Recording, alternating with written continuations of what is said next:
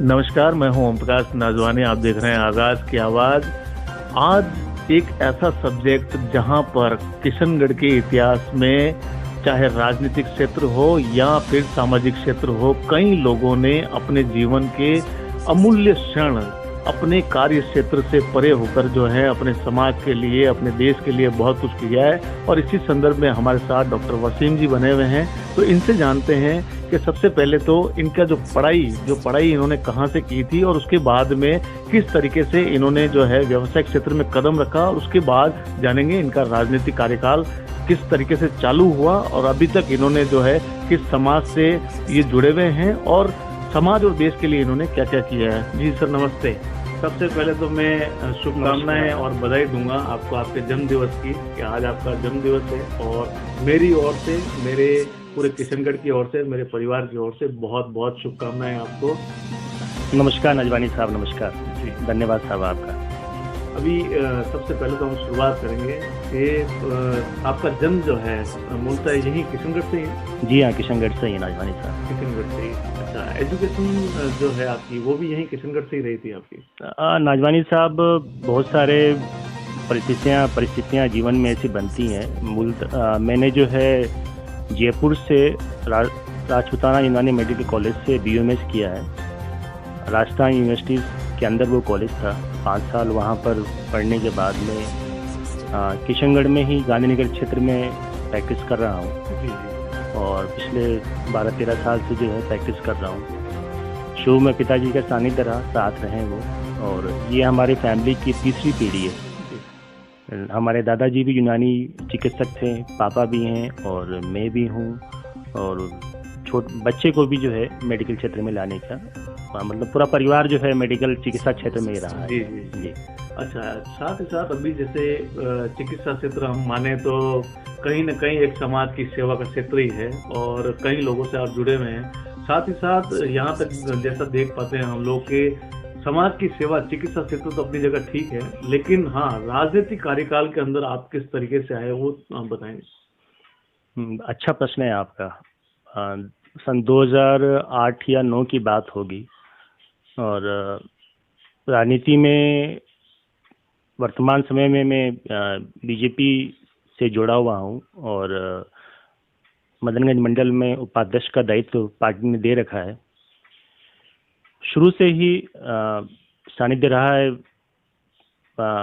वर्तमान सांसद माननीय भागीरथ जी का, साथ रहा हूँ। और BJP में जुड़ने का मेन कारण ये रहा कि राष्ट्रवादी विचारधारा एक ऐसी पार्टी जो कि देश के लिए सोचती है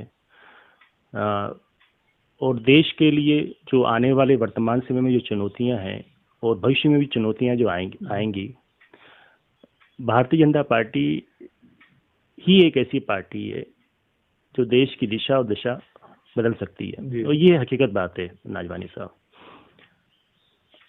राजनीति की मजबूरियां होती हैं, राजनीतिक व्यक्ति की मजबूरियां होती हैं, लेकिन ओवरऑल अगर आप सोचते हैं राष्ट्र के लिए तो वर्तमान समय में और भविष्य में जो है भारतीय जनता पार्टी ही एक ऐसी पार्टी है जो कि देश की दिशा और दशा दोनों बदल सकती है। जी जी जी।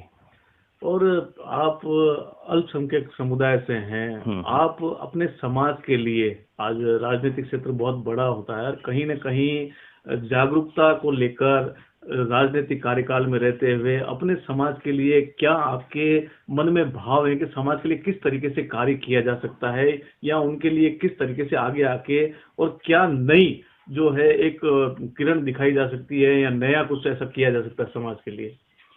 अच्छा प्रश्न है आपका नजवानी साहब। ये अल्पसंख्यक समाज, देश का विभाजन 47 में हुआ। हिंदुस्तान का जो मुसलमान है नाजवानी साहब, वो 98% जो मुसलमान है वो हिंदुस्तान का ही है। उसके पूर्वज यहीं के थे। ये कोई अरब से आया हुआ या टर्की से आया हुआ मुसलमान नहीं है। ये 98% कन्वर्टेड मुसलमान जो है, जिनके पूर्वज यहीं के थे, जिनका ब्लड यहीं का है। हुआ ये कि 47 में जब देश के टुकड़े हुए, पाकिस्तान बना, तो उसमें जो पैसे वाले और पढ़े लिखे जो मुसलमान थे वो तो पाकिस्तान चले गए, लेकिन गरीब जो मुसलमान जो था वो यहीं पर रह गया। ये जमीनी स्तर पर है।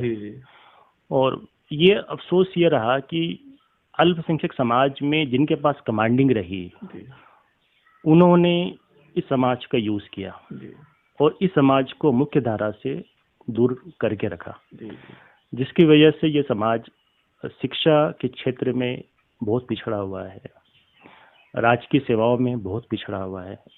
और वर्तमान समय में अगर समाज के लिए शिक्षा के क्षेत्र में जब तक समाज आगे नहीं बढ़ेगा तब तक समाज का विकास नहीं हो सकता। मैंने इसके लिए एक प्रयत्न किया। मैंने एक सरकारी स्कूल जो है पिछले 5-6 सालों से उस स्कूल में काम कर रहा हूँ। कुछ बच्चों को मैंने मोटिवेट किया, वो कैसे भी मोटिवेट करना हो। मैंने देखा कि साहब ये बच्चे जो है अच्छा कर सकते हैं शिक्षा के क्षेत्र में, तो उनको मोटिवेट करके उस सरकारी विद्यालय से जुड़ने के बाद में काफ़ी बच्चों के रिजल्ट काफ़ी अच्छे आए, 85%, 90%। फिर उनको नीट के लिए भी जो है मैंने मोटिवेट किया, और नीट की जो अजमेर में काफ़ी निजी संस्थाएं हैं, उन संस्थाओं से मैंने बात करी और उन बच्चों का एडमिशन वगैरह जो है उनमें करवाया गया। ज़मीनी फ़र्क नज़र आ रहा है। आज गांधीनगर चमड़ागढ़ क्षेत्र में भी 5-6 बच्चियां जो हैं वो नीट की तैयारी कर रही हैं। सिलेक्शन तो नहीं हो पाया उनका, लेकिन ओवरऑल 450, 720 में 450, 500 नंबर लेके बच्चे आ रही हैं। और कुछ बच्चियां तो ऐसी हैं जो कि 2-3 साल से तैयारी कर रही हैं और इंशाल्लाह वो अगले साल उनका हो जाएगा। तो शिक्षा के क्षेत्र के द्वारा ही कोई समाज अपनी वर्तमान और भविष्य को बदल सकता है, ये मेरा सोचना है और इसी दिशा में मैं अपना काम कर रहा हूँ। जी। एक सवाल और बड़ा जो है, कहीं न कहीं राजनीति के अंदर अभी आप लोगों ने जो है अपना जीवन का काफी अमूल्य समय दिया है राजनीतिक क्षेत्र के अंदर, और भी काफी लोग बड़े जो हैं वरिष्ठ नेता हैं जिन्होंने राजनीति के अपना पूरा जीवन देके बहुत कुछ किया है, लेकिन हाँ अभी उनको कहीं न कहीं एक वैल्यू नहीं मिल पा रही है। उस पर आप क्या कहना चाहेंगे कि भाई जितने अभी जो साथी हैं, नए जो चेहरे आ रहे हैं, और पुराने लोगों के लिए भाई किस तरीके से उनको अवेरा जाए, किस तरीके से उनको सम्मान दिया जाए, उस क्षेत्र में आपका क्या कहना है? अच्छा प्रश्न है आपका। देखिए, अनुभव और जोश दोनों को साथ में लेकर चलना चाहिए किसी भी संस्था को, किसी भी ग्रुप को जो है। और भारतीय जनता पार्टी में युवा जोश और अनुभव दोनों को साथ में लेकर हम लोग चलते हैं। वर्तमान समय में प्रदेश अध्यक्ष हमारे सतीश जी पूनिया हैं और उनका आशीर्वाद बना हुआ है सभी पर, और बहुत अच्छा काम कर रहे हैं भाई साहब। किशनगढ़ के अंदर माननीय सांसद महोदय हमारे भागीरथ जी चौधरी का आशीर्वाद हम सभी पर है, और किशन बंग जी हमारे मंडल अध्यक्ष हैं मदनगंज, डॉक्टर विकास जी चौधरी का नेतृत्व है आपका। युवा टीम और अनुभव सब साथ में ही है और अच्छा काम कर रही है। जी बढ़िया। और भागीरथ जी चौधरी साहब जो वर्तमान एमपी हैं अभी, और काफी लंबे समय से आप साथ रहे हैं, आपका कैसा अनुभव रहा उनके साथ? मुझे भाई साहब माननीय सांसद महोदय भागीरथ जी चौधरी भाई साहब के साथ में 12 साल से हूँ मैं जी, और बहुत से अनुभव उनके साथ रहे हैं मेरे। या एक बार का मैं आपसे कुछ शेयर करूंगा अनुभव उनके साथ में जी, कि उनका अनुशासन मुझे बड़ा अच्छा लगता है। जी जी। हम लोग युवा हैं लेकिन सुबह उठ नहीं पाते, लेकिन भाई साहब के साथ ये कि रोज सुबह वो अगर रात को 2 बजे भी सोते हैं, सुबह 5 बजे उठ जाते हैं। जी जी। तो एक बार मैं हमेशा इस चीज़ को, अच्छी चीज़ों को सीखना चाहिए हम सभी को कि हाँ ये लगता है कि आप 2 बजे सोते हैं लेकिन सुबह 5 बजे उठ जाते हैं। उनका अनुशासन बहुत बढ़िया। एक बार आज की बात की, रात को 3 बजे मेरे पास साहब का फ़ोन आ गया कि डॉक्टर साहब हम लोगों को वहाँ चलना है। तो मैंने उठ गया, मैंने कहा कि साहब 3 बजे फ़ोन आ गया और आप आधा घंटे में पहुँचो। तो अनुशासन और बहुत बढ़िया है भाई साहब का, और उनके समय में काम भी अच्छे हुए हैं काफ़ी, और पूरे किशनगढ़ पर उनका आशीर्वाद है।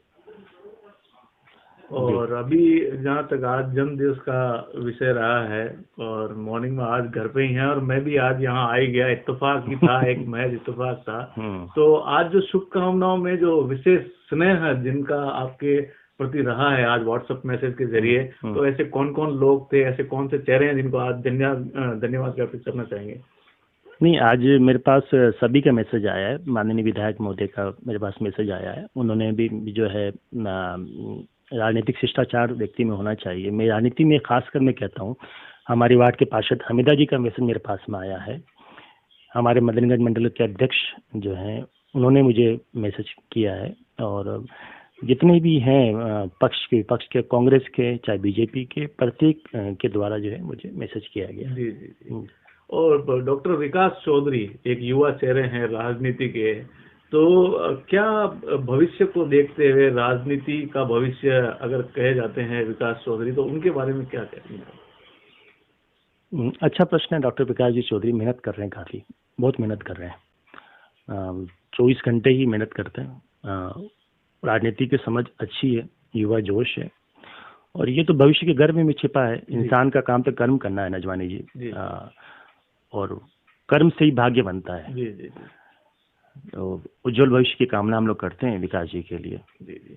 और गांधीनगर क्षेत्र के अंदर आज चिकित्सा क्षेत्र में भी आपने काफी समय भी दिया है, राजनीतिक क्षेत्र से भी जुड़े हुए हैं, तो यहाँ के लोग जो हैं वो आपसे किस तरह की अपेक्षाएं आशाएं रखते हैं, और आप भी जो हैं भावी ऐसी क्या प्लानिंग्स है जो यहाँ अल्पसंख्यक समाज के लिए, गांधीनगर क्षेत्र के लोगों के लिए आप करते हैं, या ऐसी कोई मंशा आपकी?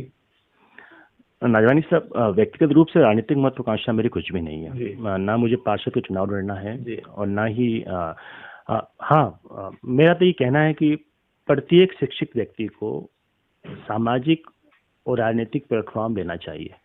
अगर राजनीति में अच्छे आदमी नहीं आएंगे तो कौन आएगा? तो काफी विरोध होता है मेरा कि आप डॉक्टर होते हुए पॉलिटिक्स में है। मेरा तो ये कहना है कि राष्ट्र के प्रत्येक व्यक्ति को, चाहे कोई भी पार्टी, जो विचारधारा आइडियोलॉजी है, आप उसको, उस आइडियोलॉजी को आपको ज्वाइन करना चाहिए।